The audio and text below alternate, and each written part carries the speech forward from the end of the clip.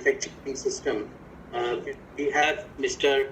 S.M. Vedya, Executive Vice President and Business Head of Godrej Aerospace. Mr. Vedya is a BTech from IIT Powai, 1983 batch, and worked, I'm glad he got L&T by CV. He worked for a few years in L&T. He joined aerospace business in Godrej, and I think he is the one who set up the aerospace business in Godrej and Boyce, starting with working for ISRO and DRDO in 1985, and has now major important international certification like AS 9100, ISO 14001, OSHAS, NATCAP, and ISO 27001. And it's become one of the trusted suppliers of critical components and assemblies to aerospace primes like Boeing, Airbus, Safran, Eaton, Moog, GE, and Rafael. I remember Vedya and I were part of the delegation going to UK, and I remember his very excited interaction with Eaton, which is now his partner. He's been awarded, he's a very well-decorated industry captain. He's been awarded the Aeronautical Society of India for development of cryogenic engine technology for ISRO. And I think we as Indian are very proud of you, Mr. Vedya. He's also won Indira Engineering Excellent Award as a symbol of excellence and a tribute to leadership in March 2009. Under his leadership, Godrej Aerospace has received many accolades. The Award of Excellence in Aerospace Indigenization by CIT in 2004, significant contribution and valuable support as an industry partner to meet the targets by BrahMos Aerospace in 2007, Defense Technology Absorption Award by DRDO in 2009 and 2018, the Best Industry Award from BrahMos in 2013, TPM Excellence Award for Category A by JIPM Japan in 2013, and he's a distinguished alumnus of IIT in 2020. Congratulations, Vedya. I was not aware of this award, and my congratulations to you for that. As an outreach initiative, he interacts with academia and research institution, and he is on the advisory council of Department of Metallurgical Engineering and Material Sciences of IIT Bombay, a member of executive committee of NCAIR, and selected as AICTE and INAE distinguished visiting professor. He is member of the Senate of IIT Bombay, and I think we are very fortunate to have such a distinguished person amongst us to share his views about building a robust defense and aerospace manufacturing ecosystem. Ladies and gentlemen, let me share with you, Mr. Vedya is recognized as one of the luminaries in the aerospace ecosystem creation in India, and very proud to be a co-partner with him, with his company, to ISRO, and all the satellite launches that you hear, the Chandrayaan, Mangalyaan, and all the PSLVs, GSLVs, Mr. Vedya personally and his company have been making huge contribution to that. So over to you, Mr. Vedya, to share your views on building up defense and aerospace manufacturing ecosystem. Thank you. Yeah. So good morning to all, and thank you, Commodore Bhargava, for a very nice introduction. I don't know whether I really deserve it, but it's on the paper and it's the team which supported us. I also would like to thank CII. You deserve every word of it. Thank you so much. You deserve every word of it. Right. Yeah. I also thank CII for inviting me to share some of my thoughts and whatever my little experience of 30 years in this area. I think between Commodore and Jayant, we just heard a very detailed understanding of what is the need for us to be in defense and aerospace in today's scenario, when we have very friendly neighbors across all, north, south, east, west. So how to deal with friendly people is always a problem. So we cannot understand if he is an enemy, we can understand he is going to attack. But when we have a friend who pretends to be a friend, and then we need to be really very careful about him, that any time he is going to keep his weapons open, and we should not be hiding behind any of his good words. So I think the need has already been established, so I don't want to go into the same details and repeat those numbers or repeat the same what your thoughts they have shared. Let me bring back into what exactly the robustness what we are looking. I mean, we just heard that we have for a long time, especially in defense, almost 70-75% of our inventory used to come from abroad, and in the last 2-3 years we have taken positive steps to reverse this ratio. But all these reversals will happen provided we have a very robust system and a robust manufacturing tierized system or kind of a cluster or a consortium. It's not going to be simply with the DRDO or only one organization can take all the brunt of this, and then only the PSUs like HAL, BAL, BDL taking over the manufacturing along with the ordnance factories. I think there is a huge need for private industries and especially industries like us who have gained some experience to share our knowledge, share our difficulties, what we have faced in the last 30 years, and how are we proposing to really overcome it, so that this robustness which is required, because every country who is going to get themselves into the defense and aerospace for the first time, I am sure that including the top giants today like US, Japan, China, Russia, everybody had a setback. Now, it's important for us to really understand how these setbacks are required to be overcome. We cannot get into the setback and say that we are not capable or we cannot develop such systems and hence it required to be imported. I think to do that, it starts everywhere from the policy, and we just heard from Mr. Jayant and Commodore that as far as the policy is concerned, government has taken the right steps. They have been quite liberal in making even the taxation and level playing field, which is essential for us to get into this area. They are also going to encourage not only to supply to the Indian armed forces but also to export, because finally for any business it is not the limited volume, or every time we cannot be happy taking pride that I developed it, but we should be really proud that yes, I developed it, I made it, and I also sold it to all over world. Then only the scale will come, otherwise we'll be missing out on the scale, and without scale the robustness will not come. So after the policy has been done, I think the next step will be to really look into the design aspects, the drawings, specifications. And unfortunately, over the last few years, we have been attempting to do it, but we never focused on the specifications and standards. We are still dependent on AMA standards or the European standards or the Russian standards for us to really design, to select our material of construction, or to specify the acceptance standards, or to really get into the certification, the airworthy certification which is required. Even simple systems like AS9100, NADCAP, we are still dependent either auditor to come from abroad. We don't have sufficient auditors, we don't have sufficient offices or systems here to train, teach, and really improvise on that in-house. The second aspect, after we have the designs, I mean, considering the time, I'm not going to dwell into each of the subject. I just want to touch, and then we can have a detailed question answer if the time permits. But the next question is going to be on the quality standards. Like we have the standards for design. Similarly, we must also have standards for qualifications, certifications, and those are also required to be really worked upon.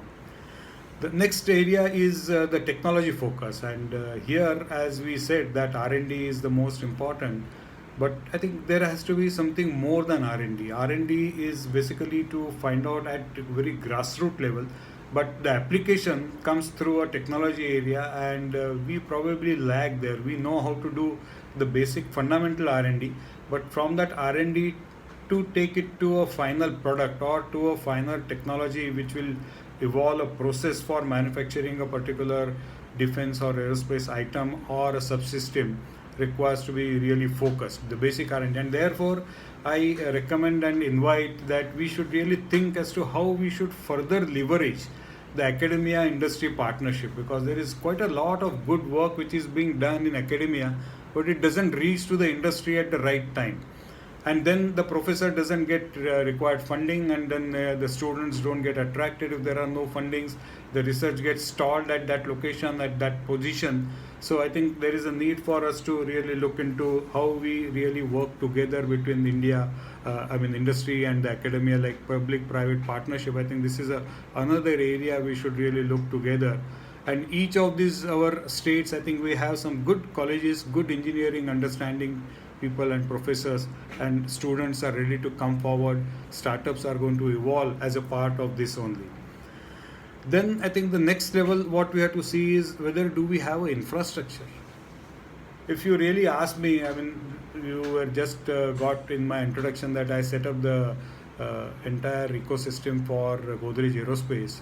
But to say very sorry that I have been able to make a choice of only hardly 20% of the Indian facilities, machines and the infrastructure. Most of it which is required for the critical materials like what we use, the composite items what we use, the cutting tools, the cutting machines, all our forming tools, welding tools, testing apparatus, sensors, flow meters, everything is imported.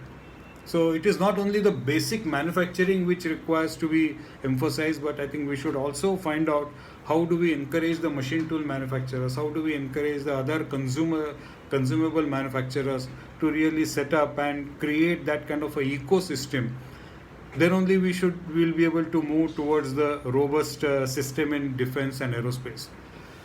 The third area is, after having infrastructure done, I think we must have the trained and the skilled manpower, because the raw materials what we are using like Inconel, titanium, aluminium, these are all very exotic raw materials in aerospace for advantage of their specific properties like their density or their strength or their corrosion resistance, which is something uniquely required in defense and aerospace, not normally used in any other industries. But these alloys are also very difficult to work. They are not easy to form, easy to weld, easy to machine, easy to test. So that requires a special kind of consumables which are required to be done. And that requires special training and qualification. So we don't have. Now that skill development initiative has been taken by the government, but still it has not yielded the right kind of skills. We don't have sufficient institutes who are getting into aerospace and defense. And I always cite example of ISRO. ISRO has to set up, instead of doing R&D, they had to set up their own educational institute to get their own engineers trained and qualified into various systems. So we should not really look and go into that. And finally, once everything is available, then how do we really do the scale? The scale, as I said, is going to come from the domestic business. It is going to come from the export. But there is, I think, one more thing we should really look into the scale to make our systems more robust. And when we were discussing with the Moog and other in the USA, they were saying that we have large amount of spin-offs also. So I don't think we give that kind of importance to the aerospace and the defense technologies what we developed as a mandatory for that particular application or a specification, but has a lot of spin-off, and that publicity doesn't come. And because the publicity doesn't come, people feel that I'm going to get stranded with limited numbers and I'm going to be dependent on government to order everything and then only it will get. So the sustainability in any business or robustness in that business is not going to be really seen. Then comes the supply chain.